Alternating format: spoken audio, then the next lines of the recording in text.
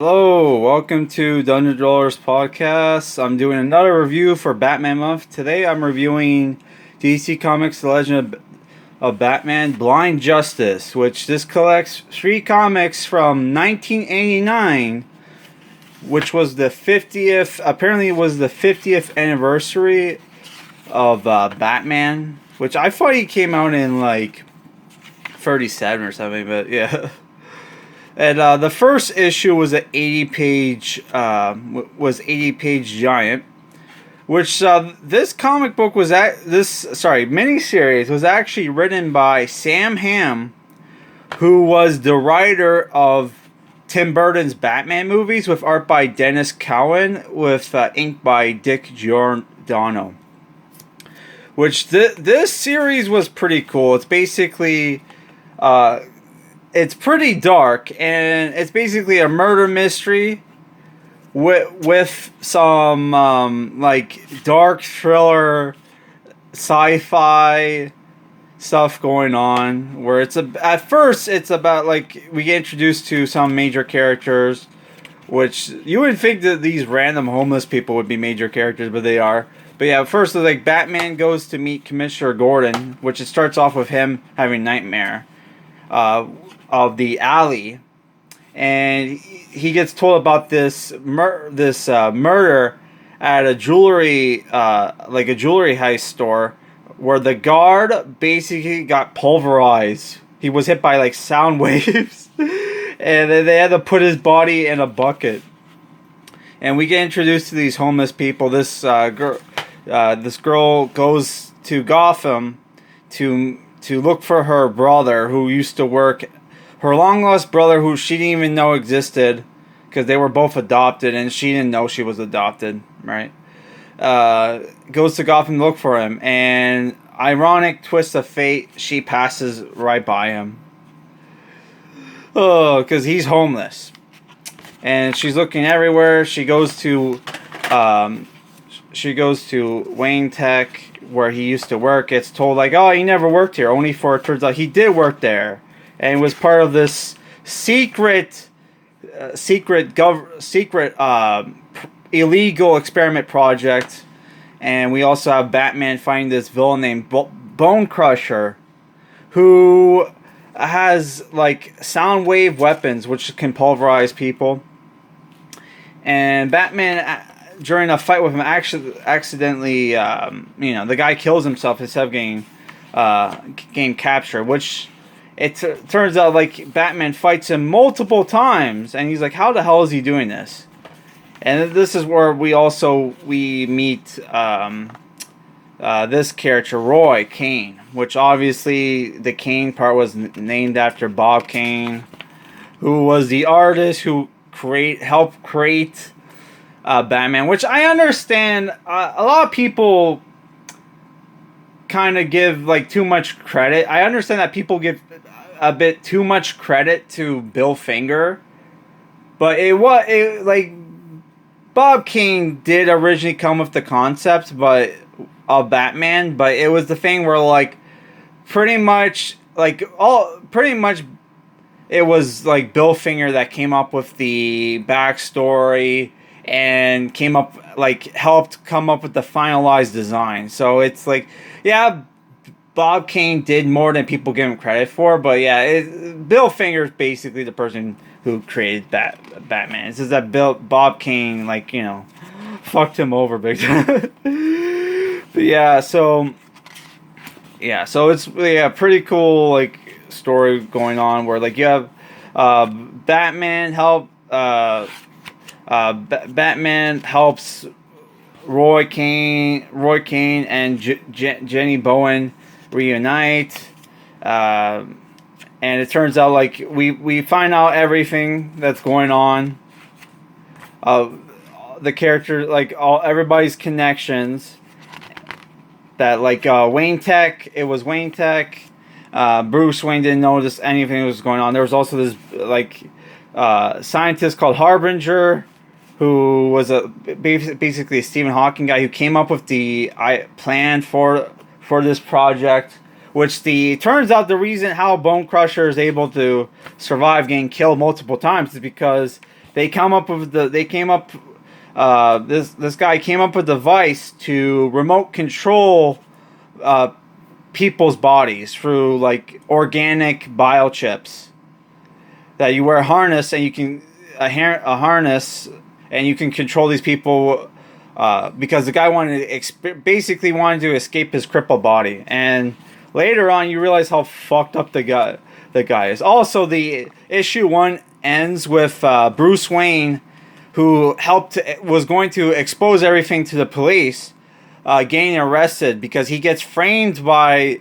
the people at the head of the project by convincing the government that Bruce Wayne was a commie spy. At first, he hears how they've been spying on him for 15 years, so he thinks they know my secret identity.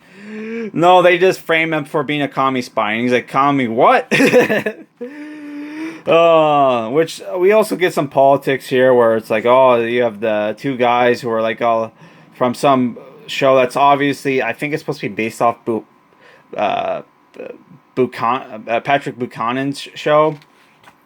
The left, like, it's like kind of like a debate show between left and a right guy, and which I've never watched that shit. I don't know if it actually is that I'll watch that, but where they're talking about the Bruce Wayne being like, arrested for being a commie spy and like doing experiments on homeless guys, and they both think, yeah, they both agree that he's a fucking scumbag.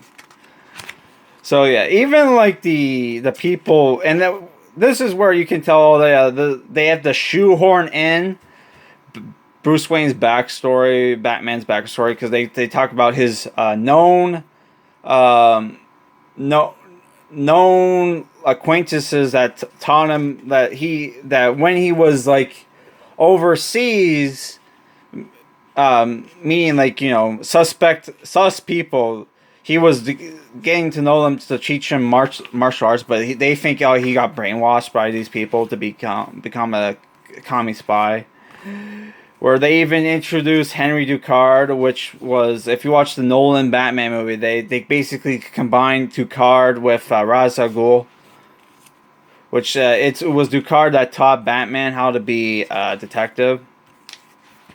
And there's also a failed assassination on Bruce Wayne where he gets crippled and he has to use Roy Kane. They get this is where they introduce Henry Ducard. And apparently, like, Harbinger faked his suicide and stole the body of one of the homeless men from the beginning of the story. And has like device that allows him to like basically that gives him the ability to tell people to do whatever he wants. So it's like he's telling people, hey, your arms and legs doesn't work. Hey, you're a chicken. You're a 5-year-old kid playing in the sandbox. Like shit, fucked up shit, man. It's insane. He basically has preacher powers. And here we find out his back. This is basically Henry Ducard figuring out that Bruce Wayne is Batman, which was pretty cool. And I really like the dark fucking ending of this book, which I'm not going to spoil. But yeah, like there's some really cool fucked up shit. Like here we see the other Bone Crushers, which Bruce Wayne's able to hijack into the frequency and like to go through all to see the POV of all the different people who have the biochip. That's where he figures out that Harbinger's still alive because he blackmails the cartel, which is the organization that were behind everything. I did think, like, cause like the one that guy Harbinger has like really OP has really OP powers that Batman wouldn't be able to defeat, but Batman was able to defeat him by almost like a Deus Ex Machina because he reported him to the police, and the police caught him at a bad time where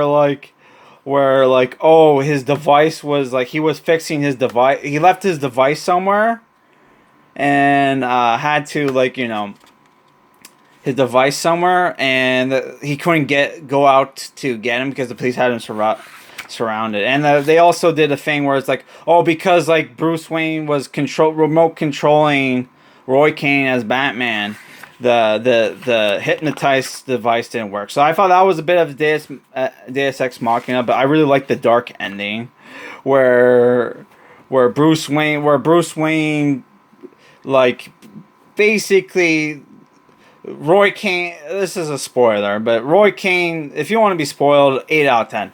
But like, what happens is that Roy Kane, to basically Bruce Wayne clears his name by basically by accident by Roy Kane dying during the fight with Bone Crusher, and but Batman decided to win that fight because he couldn't win with Roy Kane's body because Roy Kane wasn't as physically fit as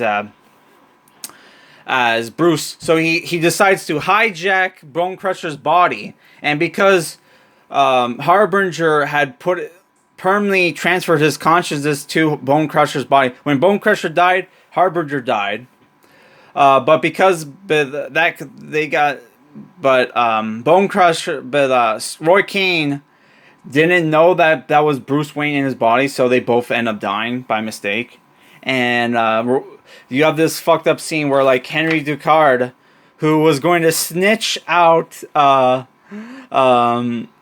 Bruce Wayne for full immunity, applauds him for being him by doing something by basically using whatever means necessary to win by sacrificing his ally, which he thinks Bruce Wayne intentionally did that to get better at him, and like Bruce Wayne obviously he didn't.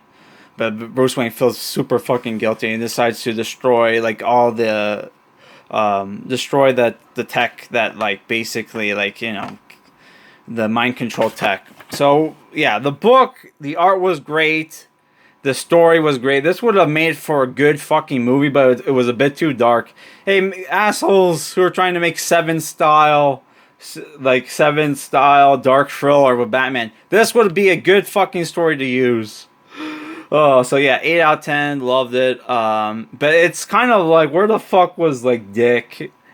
And I guess this book took place before Tim Drake. So this is when I think this takes place between the period where Jason's dead and before Tim Drake showed up.